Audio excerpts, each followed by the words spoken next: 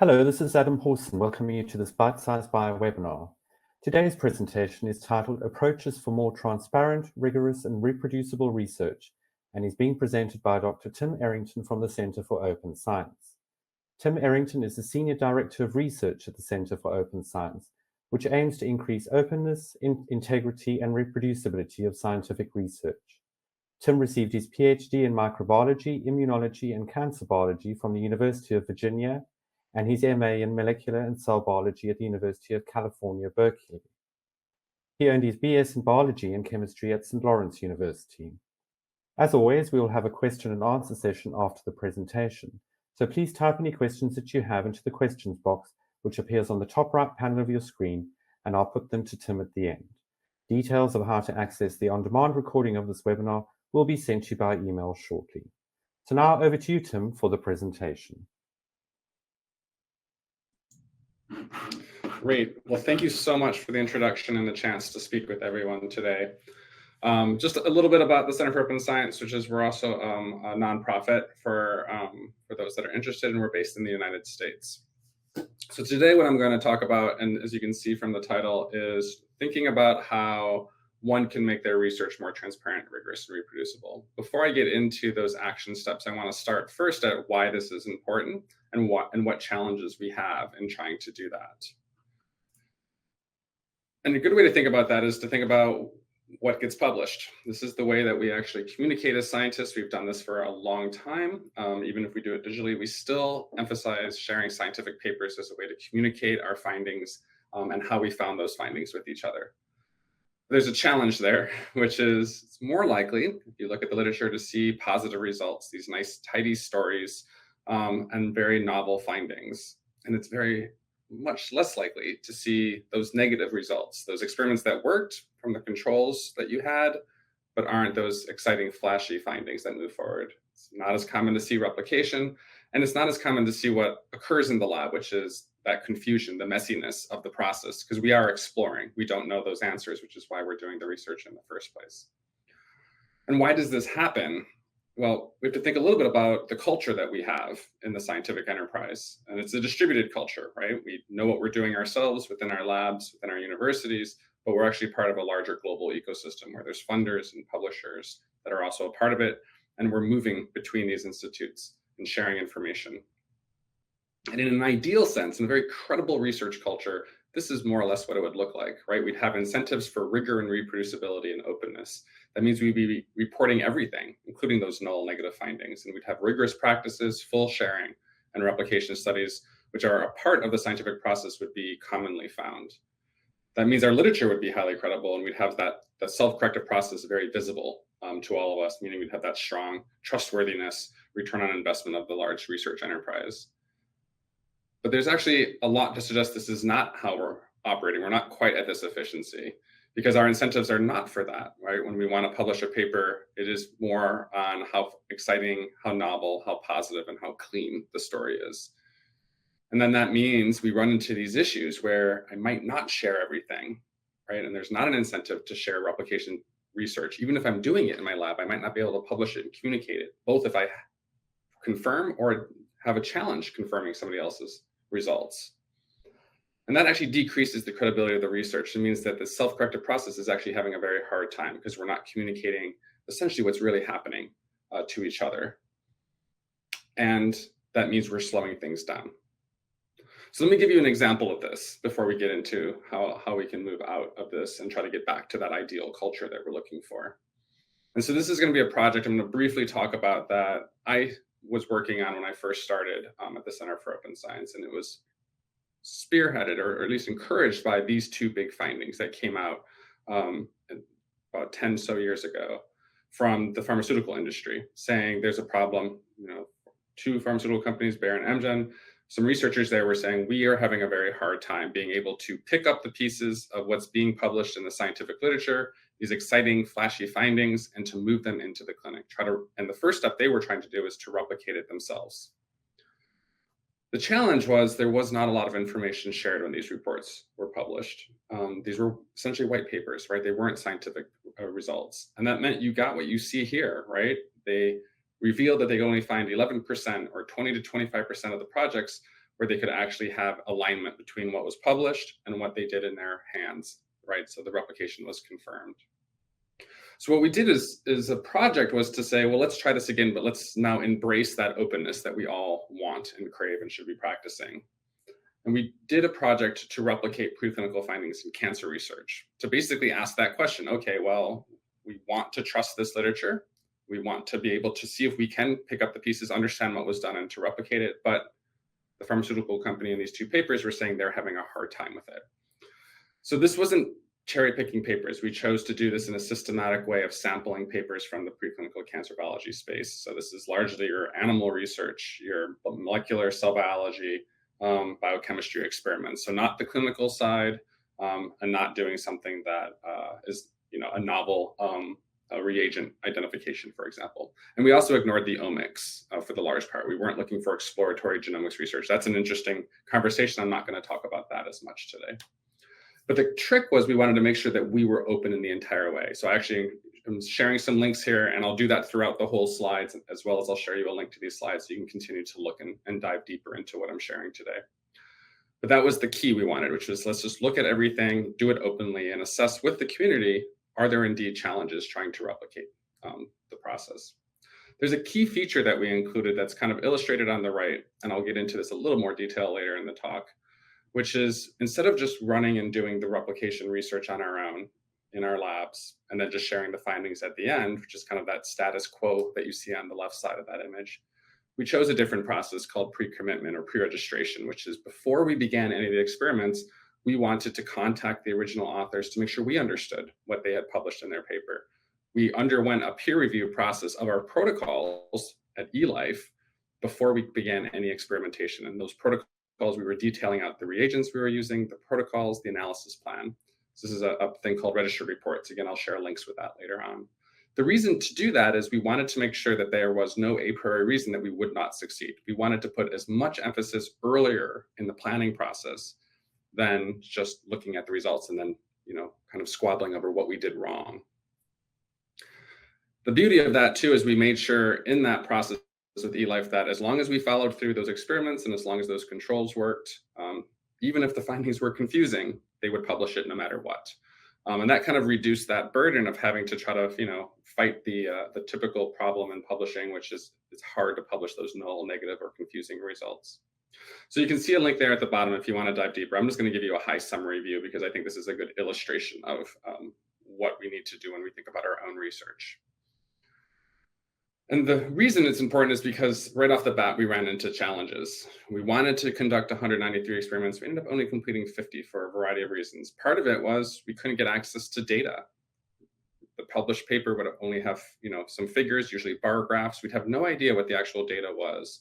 And even if we asked for it, very few shared those raw data points. And that's important so that way we have an understanding of what was found and how we should design our experiments. So how many sample sizes or replications we should have, or repeats we should have, We also had a very hard time designing protocols independently. There were always gaps, right? We started with the paper, and the paper would usually have very few or sparse or slightly confusing methodological details or reagents.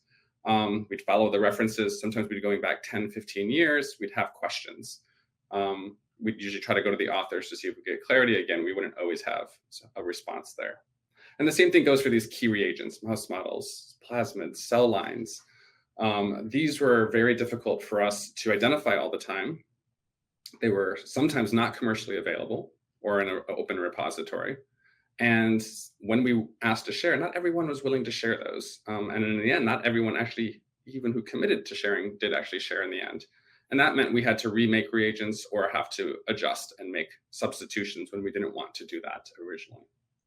And like I said, there was a bit of a split there in terms of the helpfulness from the authors, right? So ideally, we should just depend on the paper. We tried reaching out. Sometimes we'd have authors really helping us figure out all those nuances that were not included or were excluded because the journal didn't allow them. And sometimes we had no help, either no response or telling us, no, I'm not going to help you, I'm too busy. And that, I think, is the challenge right there, right? Which is we want this paper to be able to give us all the information, and yet it's not doing it.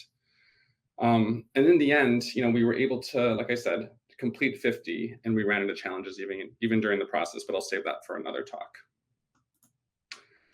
And the reason I want to share this is because these transparency challenges lead to replication and credibility challenges. So on the left is just kind of a summary of what I've told you from a more quantitative standpoint. So I'm not going to go through that.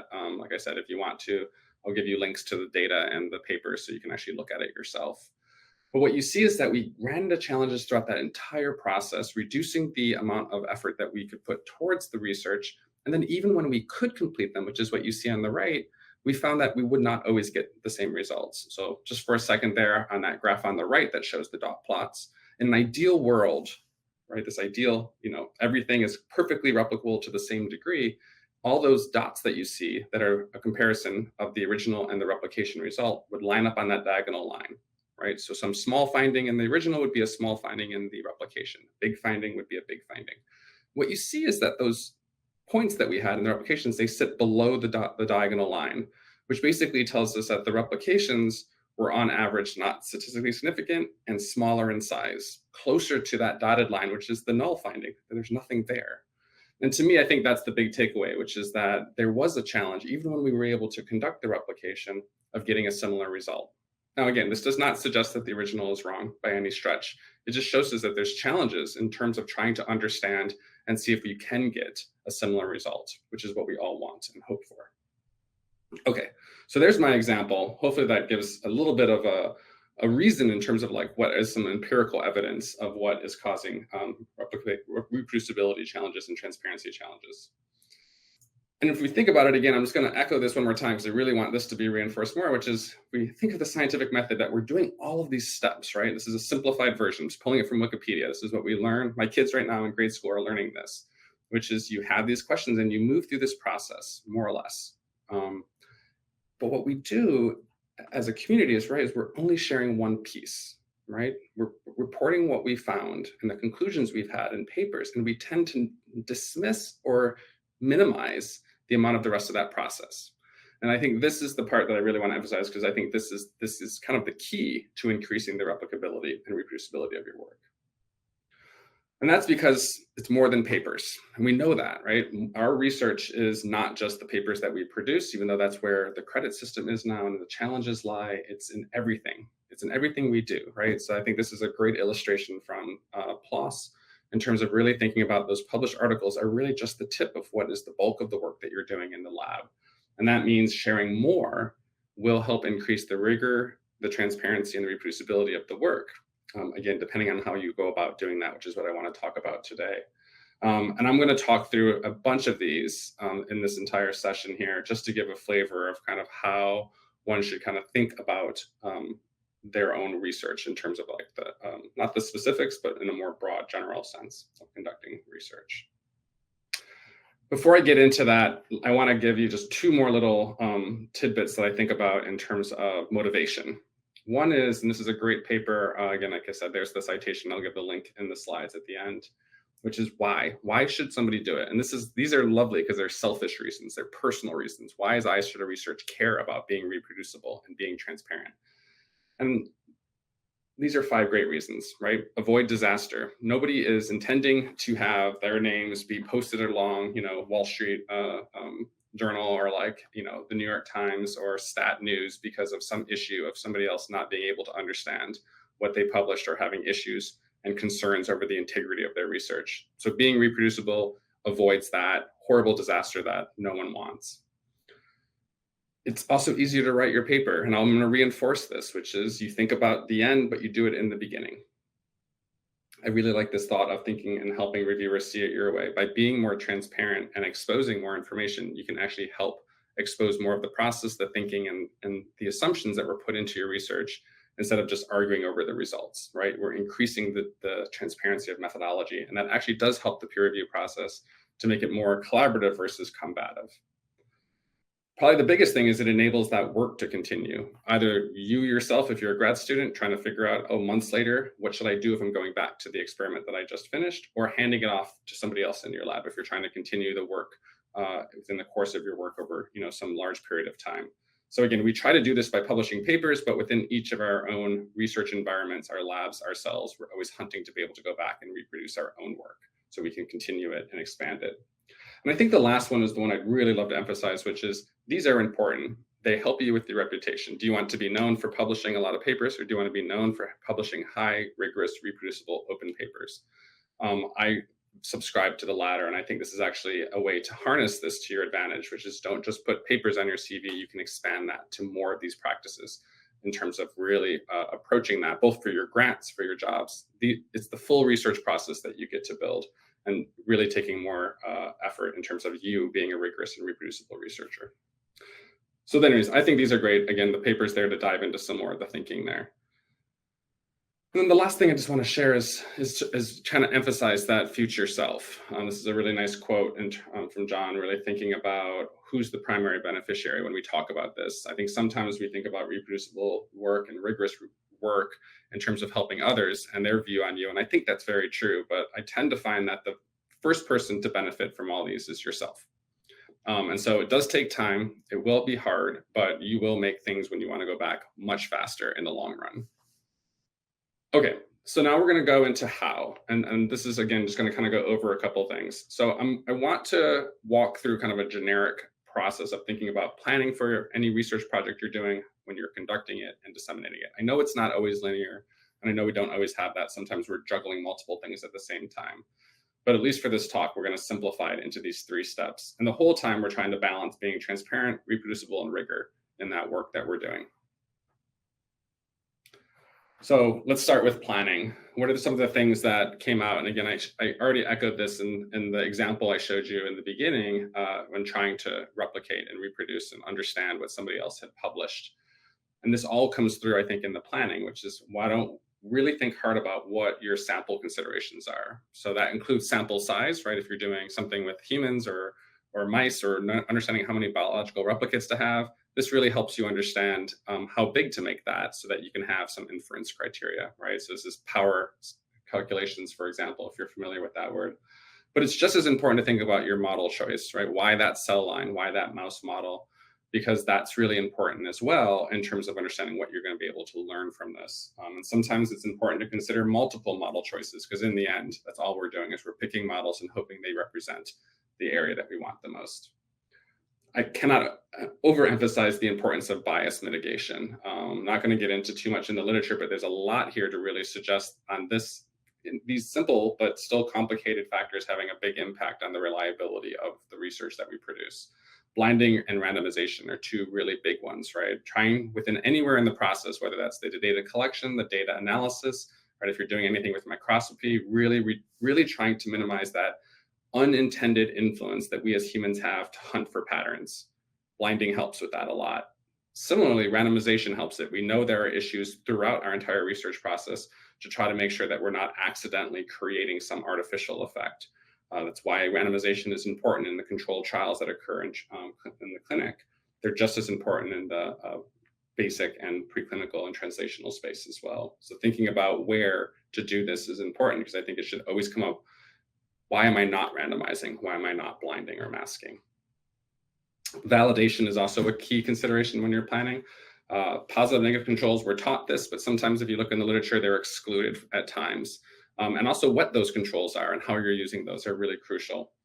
And the same thing with the reagent choice, similar to the model choice. Is that reagent validated for the use you want?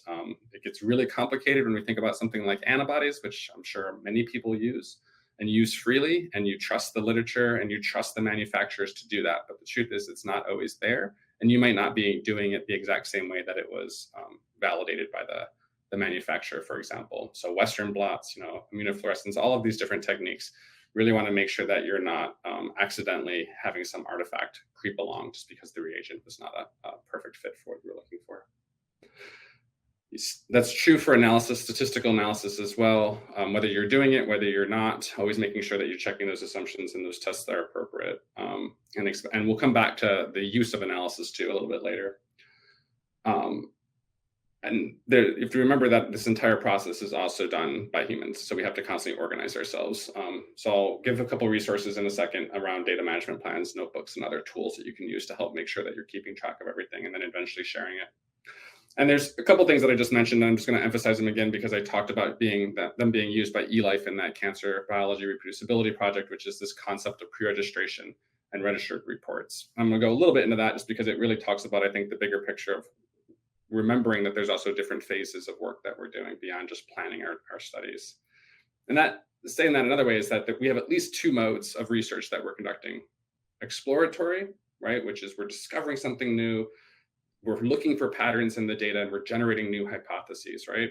But there's another side of our research too, which is, no, we're trying to confirm something. We're trying to test a hypothesis. And these two have got to stay separate, right? I can't observe a pattern and then say, I have a hypothesis about why that pattern exists. And thus, here's my p-value less than 0.05 that shows that. We need to make sure that these are separated. And we expect this of the clinical trial space, so should we expect it for ourselves in the life sciences space as well. And this is helpful to know because this also, I think, helps you understand where to deploy everything I was just talking about, right? Maybe you don't worry about blinding when you're doing something for exploratory, for example, but you better make sure you include it when you're doing confirmatory research because you don't want to trick yourself. And the reason it matters so much to make sure that we're conscious about not tricking ourselves and being mindful of which one of these are is that it gets back to those earlier slides I was showing, which is we can make really good explanations, but we tend to be overconfident in those then. Somebody else has to come along and confirm those if we're not doing them ourselves. Basically what it means is we think that there's something there and we don't understand how we got it or if it's real. It could just be an artifact by accident. And the reason we do it is because it helps with publishing. And this is the problem, right? We're not looking to publish, we're looking to have credible results. And so we need to be really mindful not to mistake exploratory from confirmatory. And it doesn't mean that you can't continue to explore. This is a cycle that goes round and round. And the reason I want to raise this is I think this is a big factor in the reproducibility aspects, right? If we're not conscious of the type of research we're doing and how much confidence we should have and what tools we're using to increase or not increase that confidence, we run into this issue of just publishing exciting findings, but not sure if those are actually reproducible ourselves because we haven't held ourselves accountable. Just real quick to help do this, and the reason I want to do this is I want to illustrate a point here of really thinking hard about planning early and making that early part of the process opposed to waiting for later. And that's because it comes up where the same questions we're asking at the beginning of our research is going to come up at the end of our research when it's time to share. So a pre-registration is an example of that. What is a pre-registration? It's basically a time-stamped read-only version of your plan. So it's like a protocol of what you plan to do. It's not a grant proposal. It's more detailed than that. So you do it for a specific experiment, for example. And the reason why is it has all of these crucial details, hypothesis sampling, right? Which variables you're going to look at, how you're doing your design, right? All these considerations we were just talking about, as well as how you're going to analyze it, right? If you're going to say, how do I know if I found a result or not? This is your statistical planning as well as your inference planning. So your controls come in, your statistical analysis comes in. Registered reports that I talked about is just the same version as that, except for it's done as a journal. I'm not going to get into this. I just want to illustrate these points of what's there. You can go to those links to find out more information. The reason I want to share what's there is it's the same thing at the end, right? When you go to publish a journal, I'm pulling here from Nature. This is the Nature Life Science Reporting Summary. They're the same questions being asked again. What was your sample size, right? What did you do randomization? Did you do blinding? What was your statistical approach? What validation do you have? So the same questions that I was just talking about in the planning that can occur in a tool like pre-registration is being asked at the end. So this also reduces the effort or pushes the effort forward so that way you're being held accountable and you can easily fill out the summary at the end when it's time to fill out the checklist. Okay, so let's slide to conducting research. So while we're conducting, there's still a lot of things that we need to be really conscious of in terms of the rigor and reproducibility of our work. One is the work that should occur in your lab, right? Being very mindful that we don't want factors like the source of the antibody or the sample or the lot number or the storage conditions to influence our result, but we know they might. So making sure that we document those, at least internally, and then deciding how much, and the more, I would say, the better in terms of communicating that out. I think this improves the ability to go back and ask ourselves, oh, I wonder if it was a lot number specific.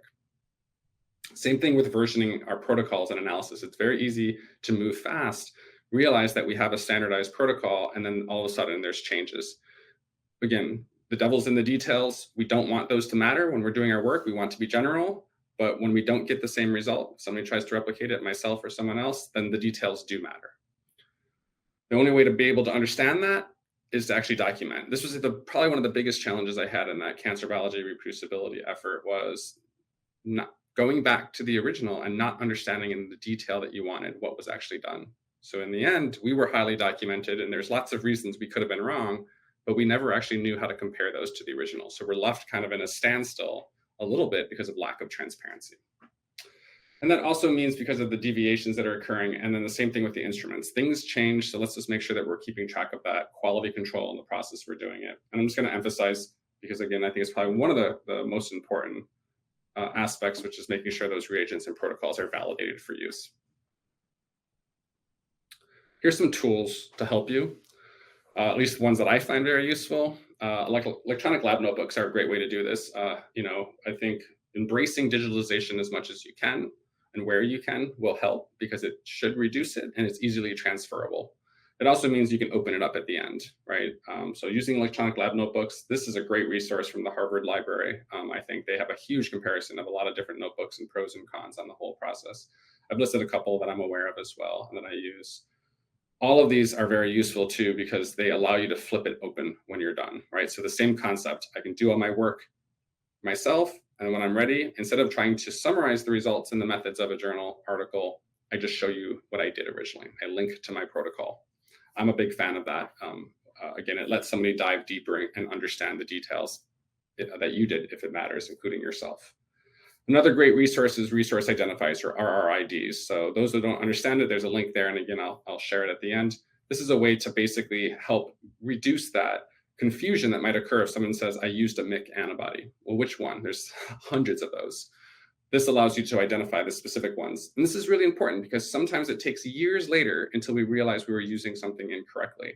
So that's, again, no fault of our own. We're operating in good faith. But we learned afterwards, oops, that wasn't the cell line I thought it was. RRIDs make it a lot easier, especially since we use different nomenclature depending on where you are and where you get your reagents. So I'm a big fan of those, and it's also machine readable. So I think that's a great way to think and future-proof your research a little bit. Another great resource is fairsharing.org. There's a lot of different community standards and norms out there for data protocols.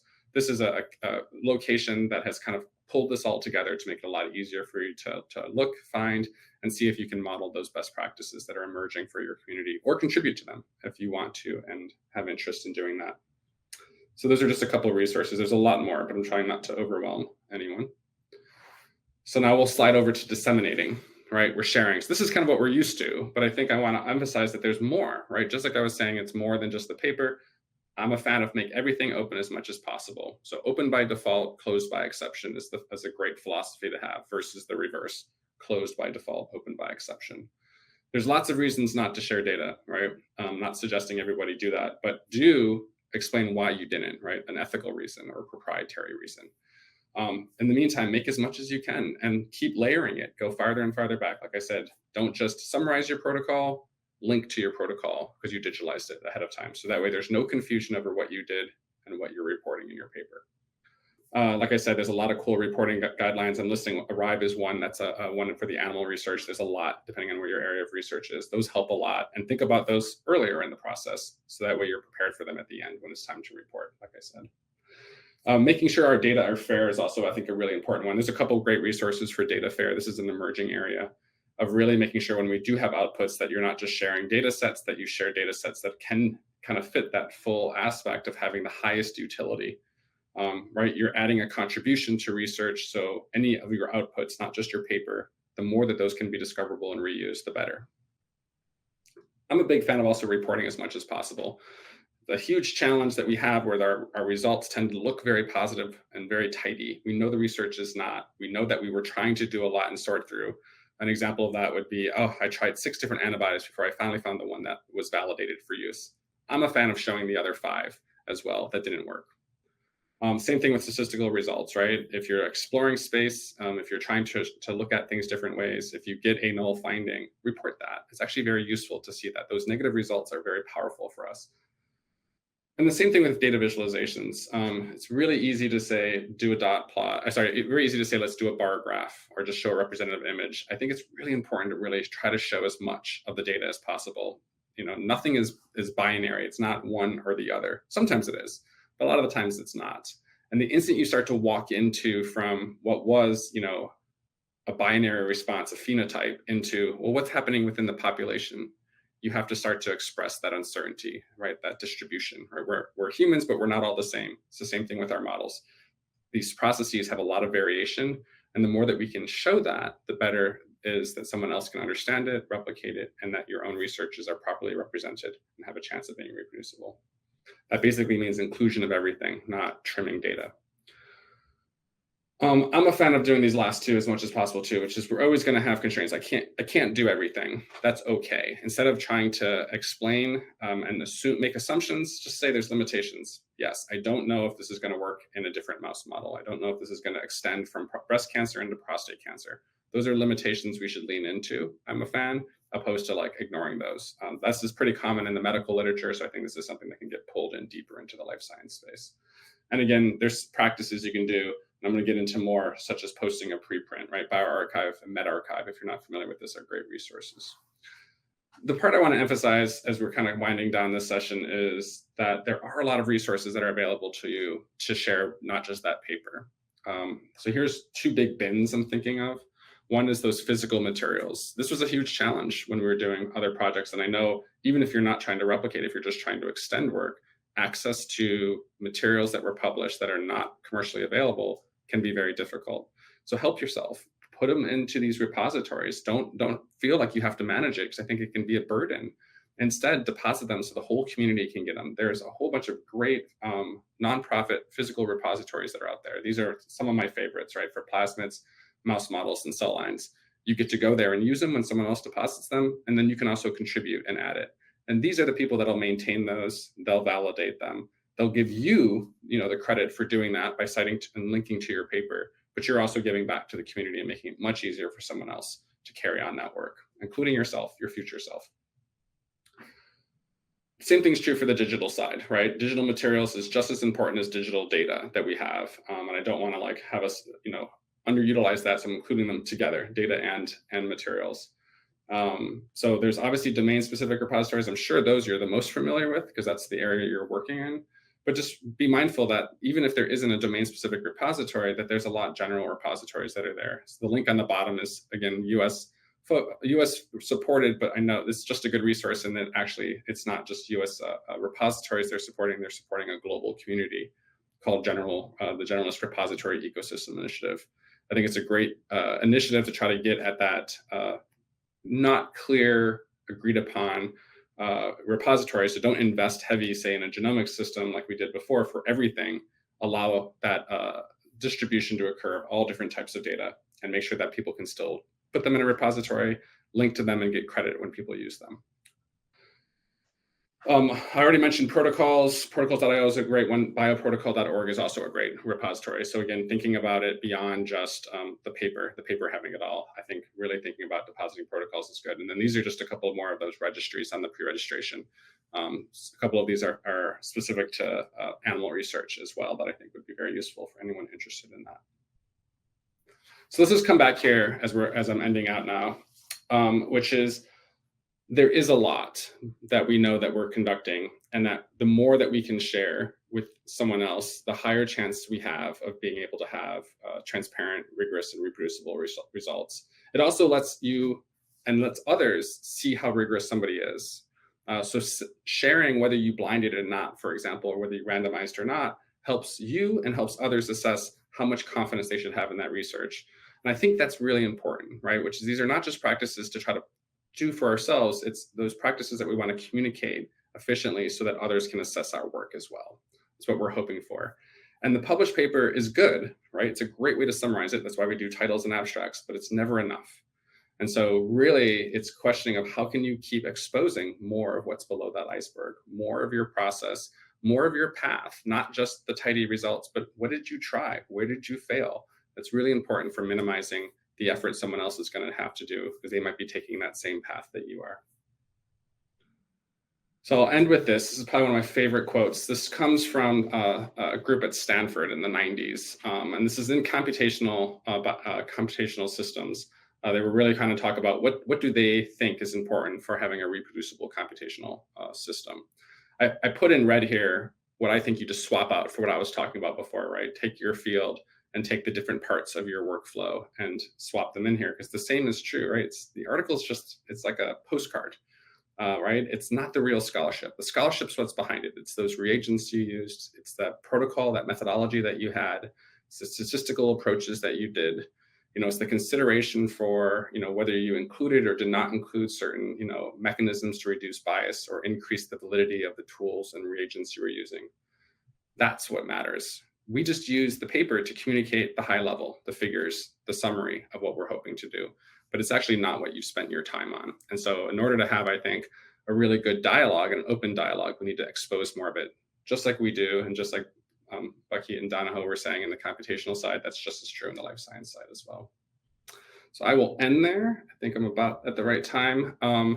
Just on this, more than happy to have you approach me. We're always happy to help answer and expand any questions beyond what we'll do here. And also the presentation is linked there. So if you want to go and see the slides, I link after this a couple more slides with additional information for all the resources that I was sharing, as well as the citation, the references to all the citations that I was talking about in case you want to dig deeper into anything. And thank you for your time. Well, thanks, Tim. That was an excellent presentation.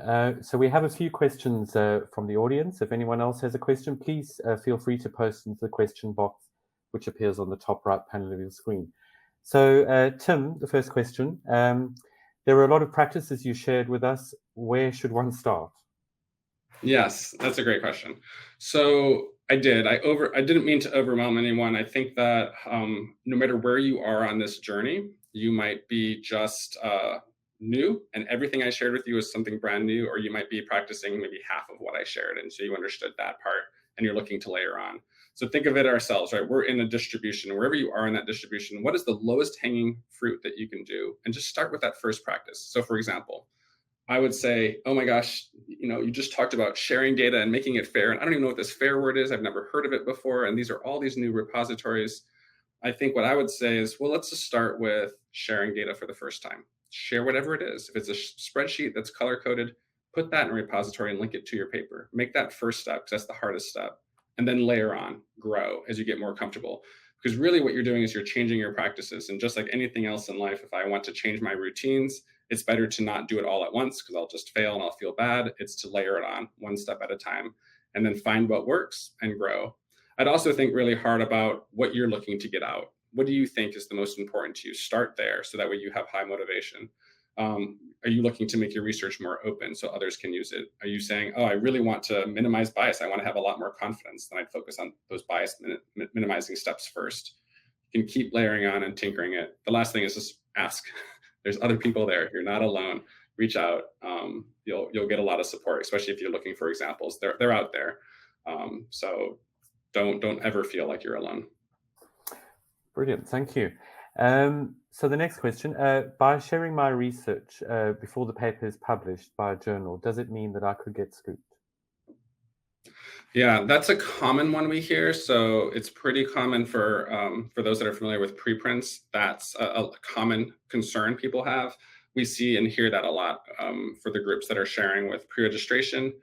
Really, anytime you share before the paper, there's that concern, right? Even poster presentations, I've heard people being afraid to share unpublished results in posters at scientific conferences, which is interesting when you think about the whole purpose of a scientific conference.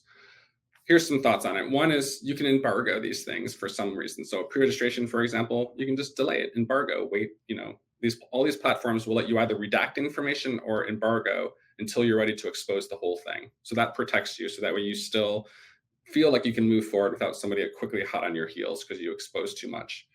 However, at the same time, all of these are still citable objects. And some of them, say preprints, have gotten to the point where a lot of funders and institutions are looking at them as interim products.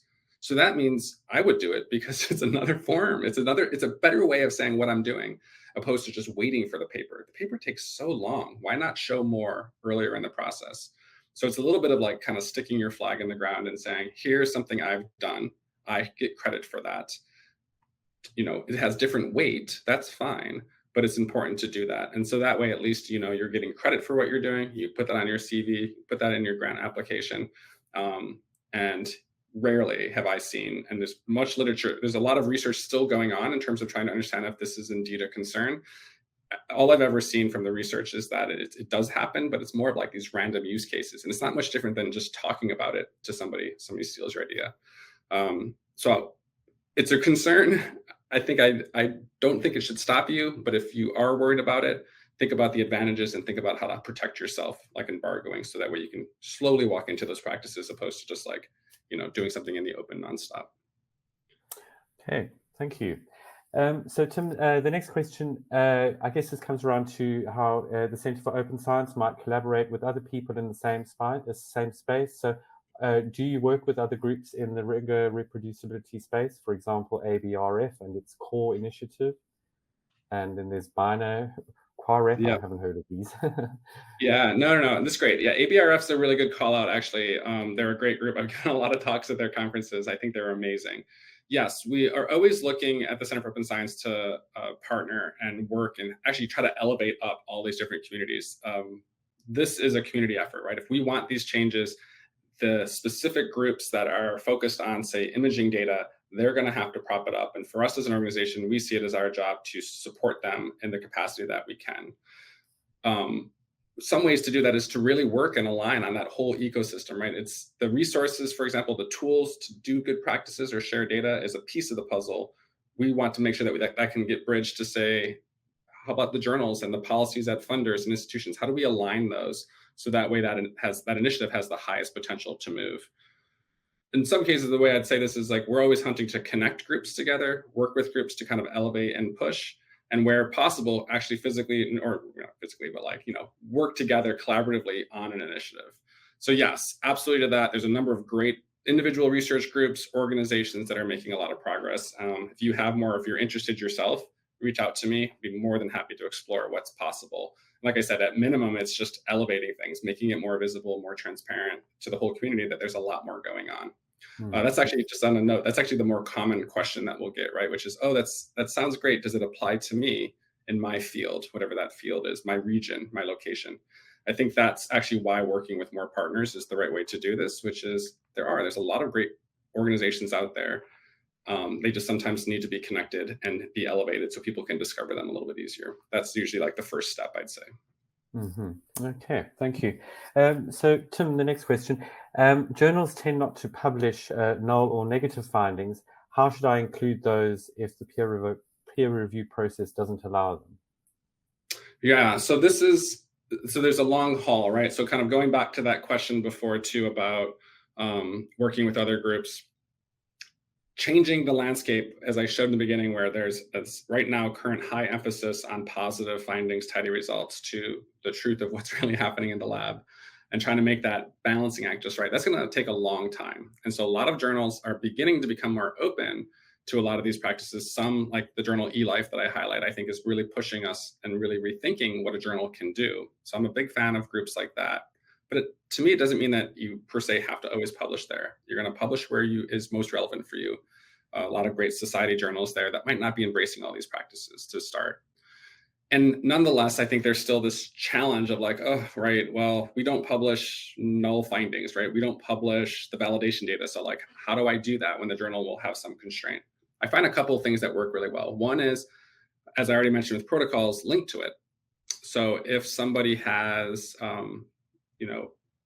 more detailed methodology, don't publish that in the paper. Still do your short little blurb in the methods section, but at the end, link out to the actual protocol. So that's a way basically you can tie together what's in the paper, what the constraints are there, to what you actually did. Same thing is going to be true in the null results space, right? Which is you can link to on a repository findings that you did. So the example I gave earlier about, oh, I tried 6 antibodies, here's the one that worked. You don't have to put the other 5 in the journal article. They might not like that. They might say that's confusing, or there might be a policy against it, but you can link to it. The last one I'll say, which is the extreme case, which is, let's say you have a whole body of research. Replication is pretty common here, and there's no home for it. This is actually what preprints are for, in my opinion. Preprints don't have to be something that always leads to a paper that's published by a journal after peer review. Preprints stand alone. They have a DOI, they're discoverable, and they get cited by themselves, right? They're an interim product. So if you want to get your research out there and you can't find a home, or you're having a hard time with the journal system, preprint it. Last recommendation that'll get ahead of this problem, which is this is a huge problem, which is just do something like a registered report. In that case, it's got nothing to do with the result. You don't know, nobody knows what the finding is. It's all about the question and the rigor that you're including in the design. So there's a lot of journals across all different disciplines. PLOS Biology, for example, accepts registered reports. This gives you a chance to put your idea forward and not worry about this dilemma, which is, oh, I don't know if the reviewers are going to accept it. Instead, the emphasis is on, well, is this a good question? Is that a good design? And can you just execute? Results are what they are, which is what we control. Right? We don't control the results as scientists. We just control our designs and our decisions. Okay, thank you, Tim. So I think a final question, this one's actually from me. In your experience, how are you finding, the big research institutions around the world? I mean, are they implementing these type of practices, within their institutes and encouraging it within their institutes in your experience? Yeah, it's emerging. So you're hitting at the head of, I think, a huge conversation that's going on right now. I'm very aware of groups. There's two that hopefully I'll say this right without looking at my computer, which is in the US, there's a group called Helios. I forget what Helios stands for, but if you just kind of look for Helios and you look at institutions, it's basically a consortium of, I think, just US. There might be some Canadian institutions in there trying to do this exact thing, which is, all right, how do we sit there and actually work on making sure that we embed these practices into our policies? So I think that's huge, because you're asking the right question. The same thing's happening in Europe right now at large, right? CORA is the group that's happening there. I think it's COARA.